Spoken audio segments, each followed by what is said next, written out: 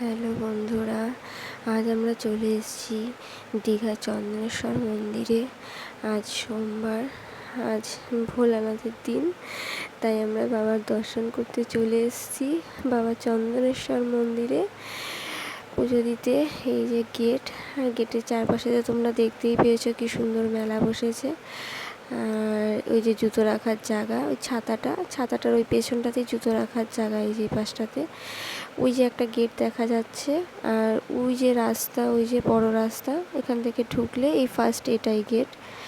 তো চলো ফাইনালি বাবার মন্দিরে ঢুকবো। খুব ভিড় হয়েছিল জানো তো বন্ধুরা, তো সোমবার ছিল, তার জন্য ভাবতেও পারিনি সোমবার বাবার দর্শন করতে যেতে পারবো। আমার অনেক দিনের ইচ্ছে ছিল যে দীঘায় যে এত সুন্দর বাবার মন্দির আছে, এতবার দীঘা গেছি বাবার মন্দির দর্শন করতে যাইনি, তো এবার ফাইনালি যাবই। তো বাবা না চাইলে তো কিছুই হয় না। চলো ফাইনালি এত ভিড় ঠেলে ভেতরে ঢুকে পড়েছি আমি। তো কিছু ফল টল কিনে নিয়েই ঢুকেছিলাম, ধূপকাঠি মোমবাতি এগুলো। তো ফুলটা নেবো ভাবছি, বাইরে পাইনি, তো একে ফুল দেখতে পেয়েই দেখো আমি ফুলের কাছে অলরেডি চলে গেছি। তো এই যে আকন্দ, বেলপাতা, গাঁদা ফুল সব কিছু একসঙ্গে দিয়ে কি সুন্দর করে মালা গেঁথেছে। তো ওখান থেকে আমি দুটো মালা নেব, একটা বাবাকে পরাবো আর একটা আমার নন্দীসোনাকে পরাবো। তো দুটো মালা কিনে নিলাম।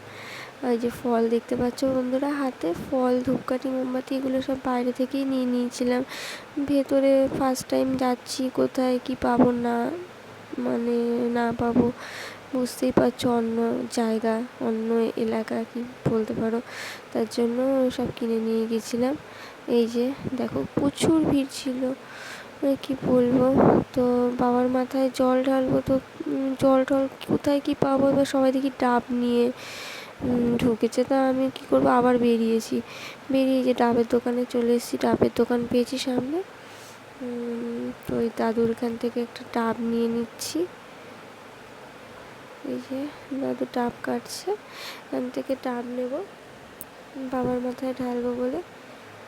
তো কেনা হয়ে গেছে আমার। ডাবটা নিয়ে এবার ভেতরে ঢুকবো মন্দিরের ভেতরে।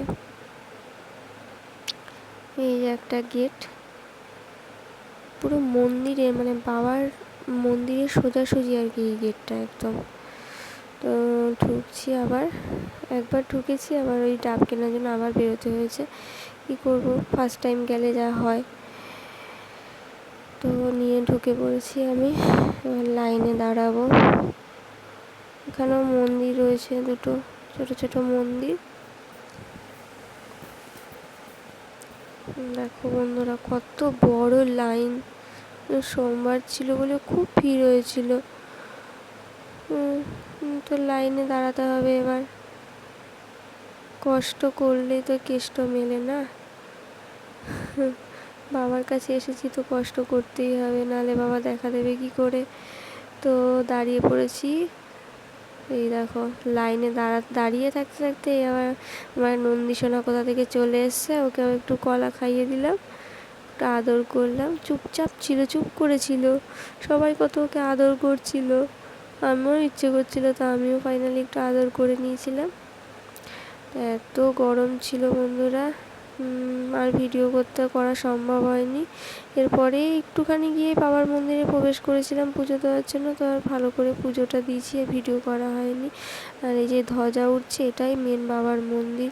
এখান থেকে বেরিয়ে এসে এখানটায় মোমবাতি, প্রদীপ এগুলো জ্বেলেছিলাম, ধূপকাঠি জ্বেলে তারপরে নন্দীসোনাকে খুঁজতে খুঁজতে এই যে নন্দীসোনার কাছে পৌঁছে গেছি।